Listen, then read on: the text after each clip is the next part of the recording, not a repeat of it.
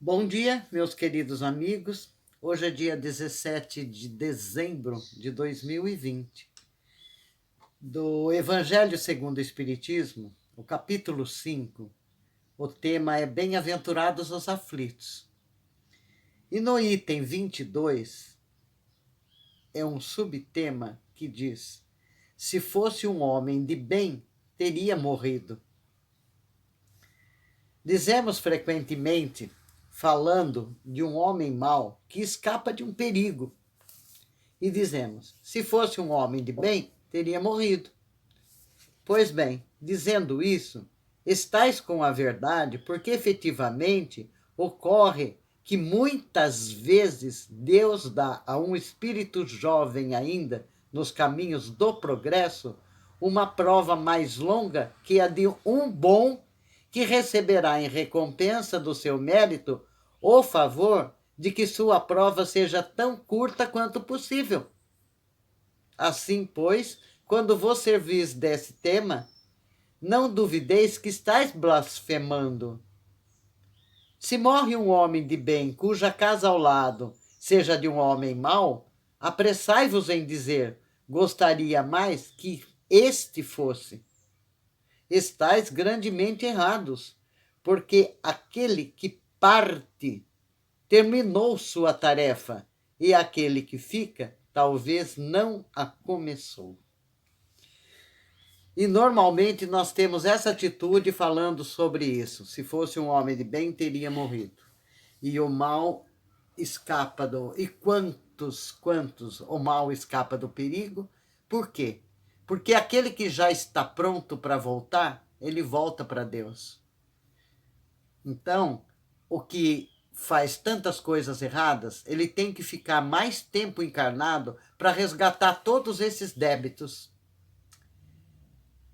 Porque quantas coisas terríveis ainda poderão acontecer para o homem mau, para que ele sinta na pele todos os males que tenha feito antes, para que ele sofra no seu próprio corpo, na sua própria alma, a dor dos erros que cometeu.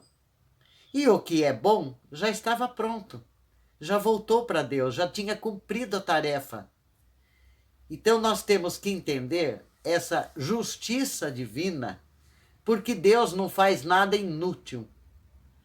E muitas vezes uma morte prematura retira aquela pessoa de bem de alguma coisa negativa que pudesse acontecer, porque se ele foi bom até aquele momento e pode se perder dali para frente, a misericórdia divina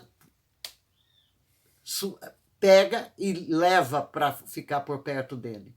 Vamos recolher esse espírito antes que ele se perca, porque ele tem merecimento. Porque muitas vezes, envolvido com outras companhias, com outras pessoas, com outros problemas, poderia sucumbir e perder tudo de bom que tinha feito antes.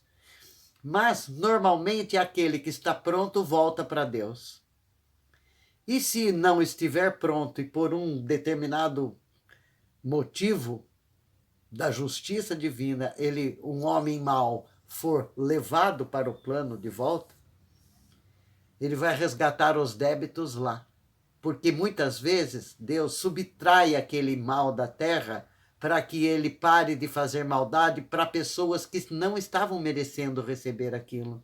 Muitas vezes são os pais que choram com problemas com os filhos, que são tão difíceis e que estão tão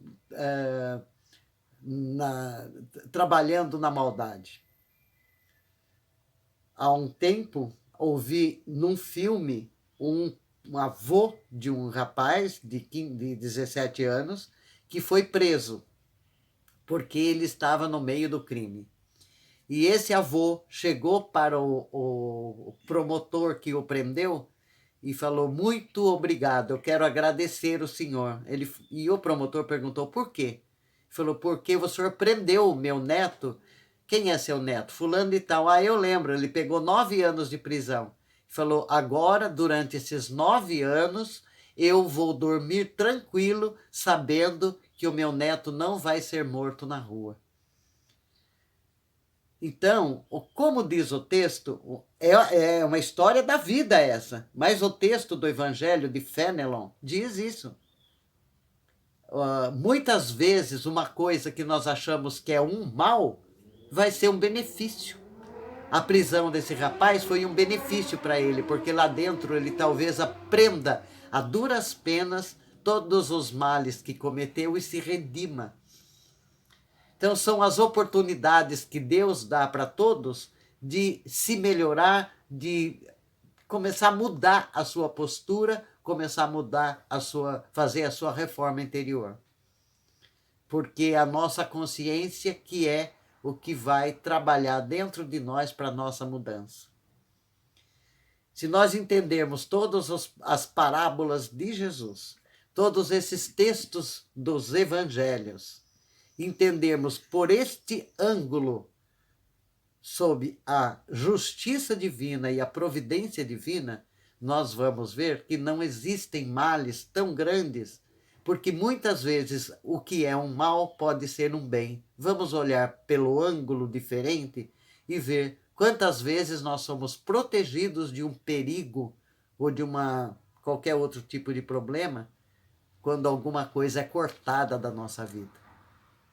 Então vamos agradecer a Deus nosso Pai, ao nosso irmão Jesus, a todos esses emissários de Deus que vivem no plano espiritual e que passam essas mensagens para nós e que passaram nos evangelhos, que continue nos envolvendo na sua energia, na sua luz, na sua paz. E a nossa proteção seja garantida dentro da nossa mente e do nosso coração. Que eles nos abençoem sempre, olhando sempre a nossa vontade de se melhorar, o nosso esforço de se melhorar. E assim seja. Virgínia Bonatti de Mello, Centro Espírita Verdade e Luz, Rio Claro,